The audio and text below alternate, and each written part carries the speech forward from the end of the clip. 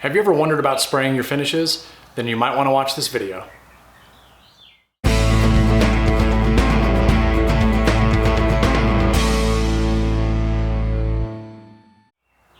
Hey everybody, welcome back. Jason with Ben's Woodworking.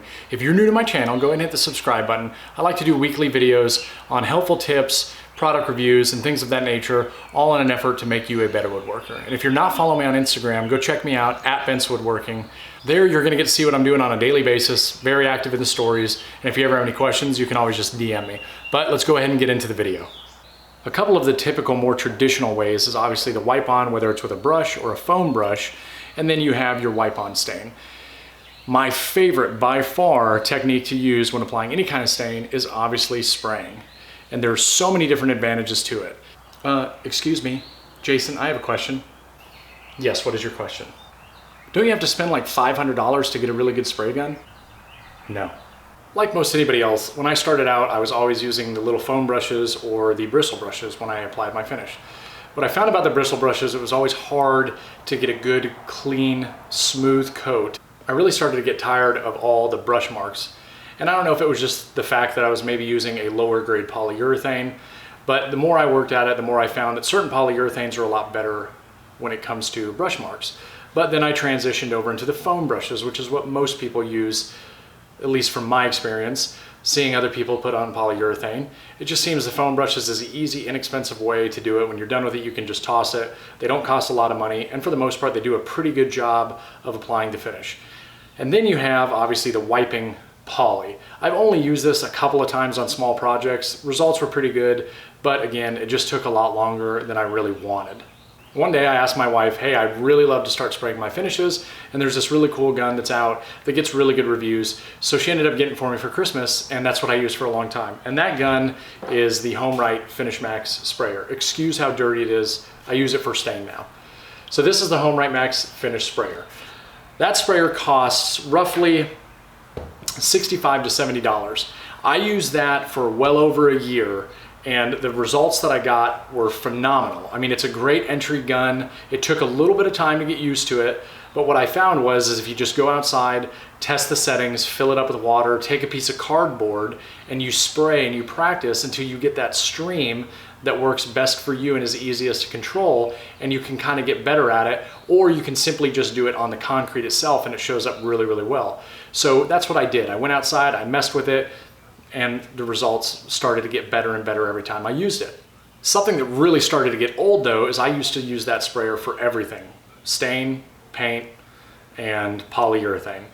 And so transitioning on work pieces from paint to stain, from stain to poly, or vice versa, it really, really got difficult to manage. And I really started to get bad about cleaning it out.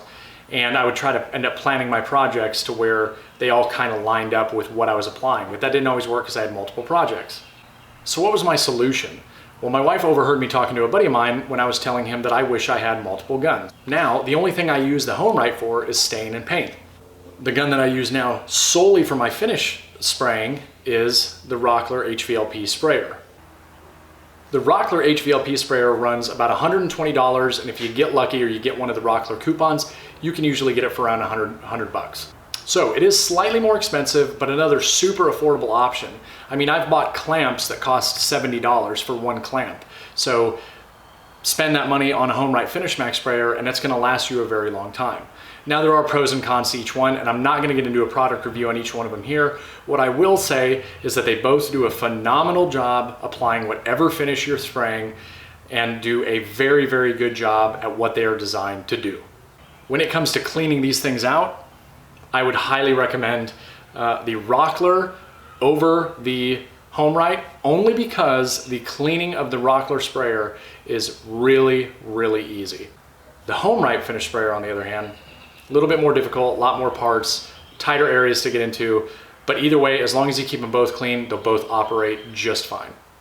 So for those of you that thought that you have to spend a ton of money to get a decent spray gun, the answer is you don't. You can use either one of those spray guns, get phenomenal results, and I promise you, once you start spraying, you're gonna wish you bought a spray gun a long time ago. It's to the point now that even on small projects, I would rather take the time to fill up my sprayer and spray the finish as opposed to wipe it on. But enough of all that. If you're following me on Instagram, you know that I'm working on a big dining room table right now. So for this video, I'm actually gonna go ahead and apply the first coat of finish to the top of that table just to show you how easy and how smooth the finish goes on. So now I'm ready to go ahead and start spraying this tabletop. And what I like to do is start on the far side in a corner, and I simply go in a pattern all the way down and then come all the way back, overlapping every couple of inches or so. So I'll do that for the entire table all the way until I get to the end. Once I get to the end, we'll check it out just to make sure everything is even.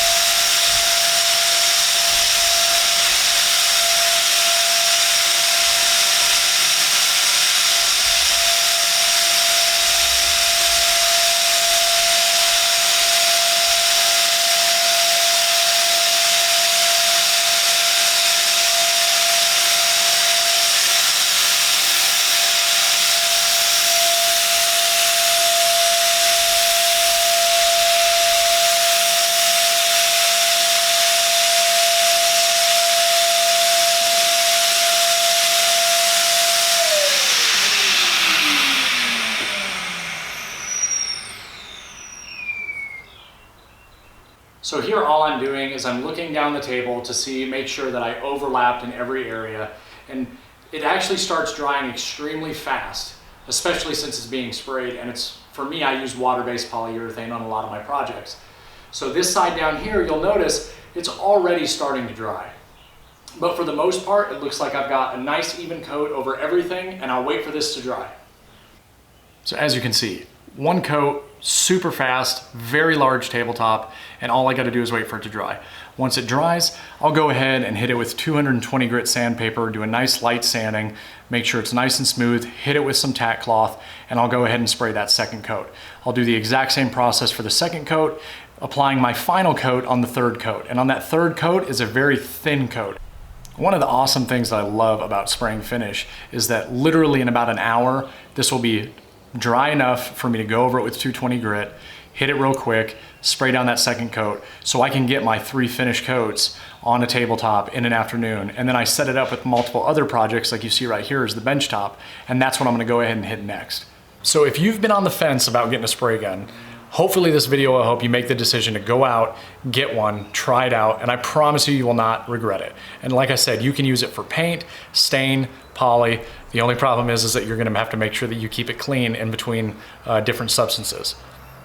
If you have any questions at all, please do not hesitate to leave it in the comments below. Send me an email, which my email address is in my profile, or go follow me on Instagram at BentsWoodworking and feel free to send me a DM. I will answer your questions anytime. Again, if you're not subscribed, go ahead and hit the subscribe button. If you like this video, please hit the like button. Leave me any comments that you have, share it with your friends. That's all I have for you this week. Look forward to next week. See you then.